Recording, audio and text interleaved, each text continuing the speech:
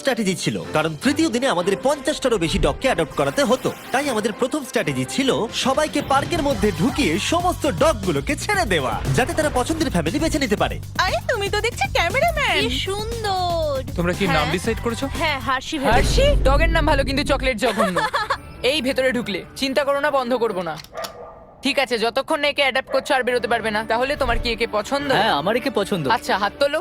মজা করছিলাম। দুজনকে মানিয়েছে ভালো। তোমার কি কে পছন্দ হয়েছে? হ্যাঁ খুব। তুমি কি আমার সাথে বাড়ি যেতে চাও? এ কত কিউট। আর যেহেতু আমাদের কাজ খুব ভালোভাবে চলছিল, তাই আমি ভাবলাম এবার একটু মজা করা যাক। বয়েজ, বলো আমি কি করব? শুয়ে পড়ো আর ঘুমানোর অভিনয় করো যতক্ষণ না ও কারা এসেছে। হাই। ঘুমিয়ে থাকো, উঠবে না। ও কি ঘুমোচ্ছে? হ্যাঁ, ও ঘুমোচ্ছে। ও এসে ফেলেছে। এবার ওঠো আর বলো ঘুমানোর সময় শেষ। আমার ঘুমানোর সময় শেষ। এবার আবার ঘুমিয়ে পড়ো। ভাই ওরা ভাবছে তুমি পাগল। ওনার মুখটা দেখো। সব মজার শেষে ভালো খবর হলো বাফেটকে দেখতে আরো অনেক বেশি লোক চলে এলো। এর মনে হচ্ছে তোমাদেরকে ভালো লেগেছে, বাফেট মনে হচ্ছে এবারে নিজের বাড়ি খুঁজে পাবে। কিন্তু দুর্ভাগ্যবশত কাকে নেবে, টেনার না বাফেটকে? আমাদের টেনারকে তোমরা চাই। বাফেটকে কি ফিরিয়ে দিতে চাও? হ্যাঁ, তাহলে চলো আরো কিছু দেখবে ওইদিকে। ঠিক আছে। তারপরে আমরা এদেরকেও বাফেটকে দেখালাম। এ খুবই মিষ্টি, এ খুব ভালোভাবে এদের সাথে মিশে গেল। কিন্তু আরো একবার, তাহলে তোমাদের বাফেটকে চাই না? একে নিতে পারবো না। ঠিক আছে, চলে এসো। আর সত্যি কথা বলতে এই সমস্ত কিছু আমাদের মন ভেঙে দিচ্ছিল। আর এই জন্য আমরা $50,000 খরচা করলাম একটা কাস্টমাইজড বাফেট মার্কেটিং ক্যাম্পেইনের জন্য। আমরা থামবো না যতক্ষণ না বাফেট একটা ভালো বাড়ি পাচ্ছে। আপনারা দেখতে পাচ্ছেন প্রায় সমস্ত পাপিজি অ্যাডপ্ট হয়ে গেছে, কারণ লোকেরা খুব বেশি বয়স্ক ডগকে অ্যাডপ্ট করছে না। আর সেই জন্যই এরা শুধু বাকি আছে। যত সময় এগোচ্ছে তত কঠিন হয়ে যাচ্ছে। এদের মধ্যে কিছু ডগকে কিল শেল্টার থেকে নিয়ে আসা হয়েছে। যেহেতু তারা কোনো অ্যানিমালকে রিফিউজ করে না, তাই ওভার ক্যাপাসিটির জন্য স্পেস তৈরি করতে তারা কিছু ডগকে মারতে বাধ্য হয়। কিন্তু সৌভাগ্যবশত আমরা সেটা হতে দিইনি। আর এরপর এলো 4 নম্বর দিন। আর এবারে আমরা ডেভ বাতিস্তাকে নিয়ে এসেছি, যাকে আপনারা দেখতে পাবেন গার্ডিয়ান অফ গ্যালাক্সিতে। Thank you. একে তোমার পছন্দ হয়েছে নাকি? এ খুব ভালো। ও তো ওর জাদু দেখাচ্ছে। এভাবে আমার দিকে তাকিও না। ও বলছে কাম অন, আমাকে অ্যাডপ্ট কেন করছো না? তুমি একজন অ্যাডাপ্টার। হ্যাঁ আমার কাছে রেস্কিউ করা 4টে ডগ আছে। হয়তো 5 নম্বর তাড়াতাড়ি হবে। আমাদের দুজনের বডি দেখো একবার, এমনি বললাম। সবাই ডিল করার পরে এবার অফিসিয়ালি পালা এলো ডেভের ডিল করার। এবার ডেভ অ্যাডপশনের কাজ করবে। দেখা যাক ও কত ভালো অ্যাক্টর। দেব ওরা যখন ভেতরে আসবে কুকুরের মতো বার্ক করে ওদের সাথে কথা বলবে। এটা তো আমি রোজই করে থাকি। ও ও ও ও এ বাচ্চা।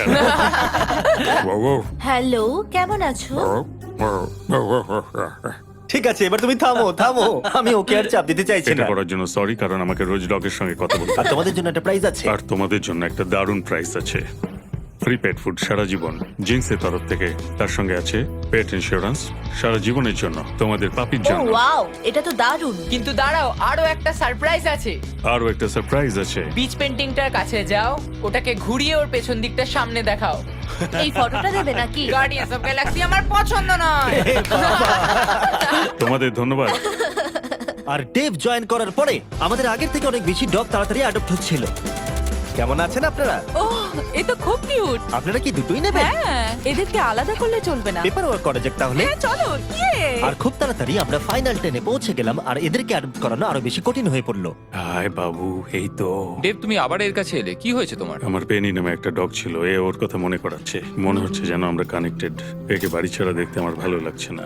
যদি কেউ একে না নিয়ে যায় আমি নিয়ে যাব। একে কেউ অ্যাডপ্ট না করলে তুমি নেবে? হ্যাঁ আমি ওকে অ্যাডপ্ট করব। ঠিক আছে, একে আমি তোমায় দিয়ে দিলাম। এখনো একটা বাড়ি পাচ্ছে।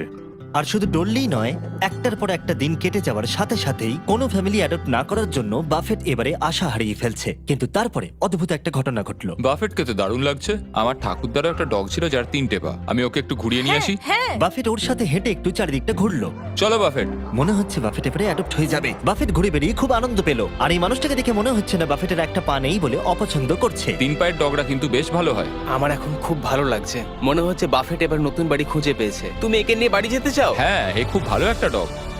আর বাফেট যাতে এর পরবর্তী জীবন খুব ভালোভাবে কাটাতে পারে সেটা নিশ্চিত করতে আমরা ওর জন্য একটা কাস্টম প্রস্থেটিক লেগ বানিয়ে দিলাম। আর তার অ্যাডাপ্টারকে আমরা দিলাম $10,000। ওয়াও। বাফেট বাড়ি খুঁজে পেয়েছে। এবার আমরা এটাকে সরাতেই পারি।